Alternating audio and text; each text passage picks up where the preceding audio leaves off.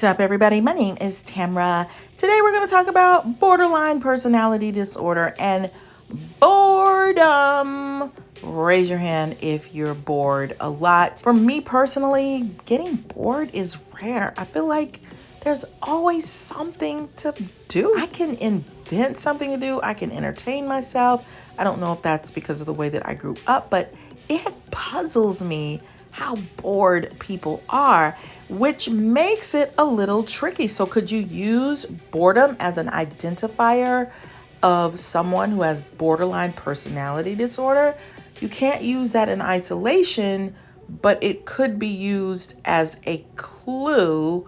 But because so many people are bored these days, it's very difficult to use that as a single identifier. Of course, we couldn't do that anyway, but bored means feeling weary because one is unoccupied or lacks interest in one's current activity. And my thing is, if you're lacking interest in something that you're doing, then why can't you find something else to do? Get up and go bake a cake.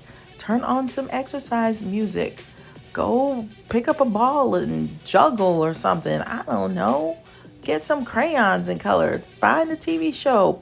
Paint your nails. Clean up the house. It just seems like if you talk to most children these days, what are they going to tell you? I'm bored. And they have so much technology. They have cell phones. They have iPads. They have games that they can play. And that's all they want to do. And that's understimulate. It's like overstimulating, but I think it creates a sense of boredom.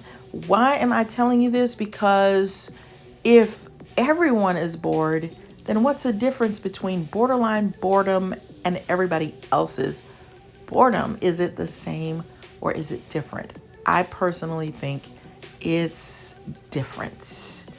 I think people who get bored often, they do have some level of difficulty dealing with it, but I think for borderline, it's more chronic. It goes deeper. It bounces against the feeling of emptiness that they feel, the difficulty with identifying a self, looking at themselves in the mirror and who is reflecting back. So I think those things add to a borderline feeling chronically bored. So there we go with the external motivations versus intrinsic motivators, where I can just be satisfied being me. They're going to define some aspects of their self, of their life, of feeling okay by external stimulation at all times, which looks like I gotta be busy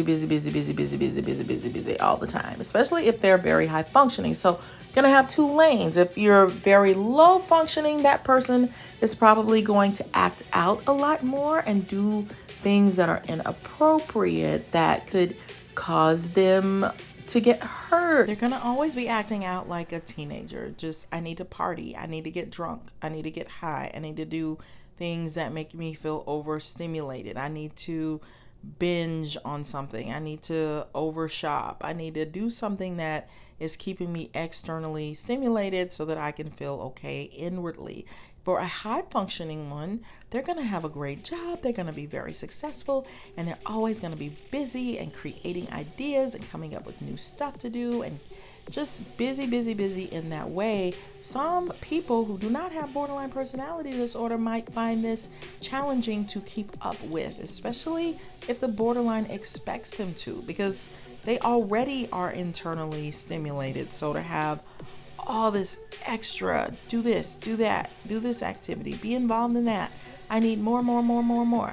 They don't tolerate boredom very well. They can't stand it. They need some place to be, some place to go, some type of interaction to make them feel okay. It starts to tap into the feeling of emptiness and deep loneliness or abandonment that they just don't want to feel. And so the way that many successful borderlines learn to combat that is by being a part of this organization, taking on this project, communicating with these people so that I can accomplish different things. And that's what keeps them going. Do I think that that's a bad thing?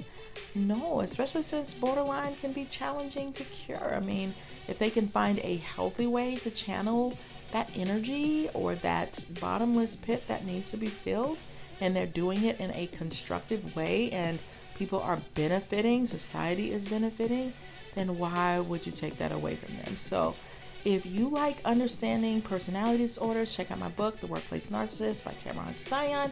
It's all about narcissists, and it's going to help you navigate those murky waters. So if you are bored all the time, even if you're not a borderline, or if you are, let us know in the comments, and we'll see you on the next video. Bye.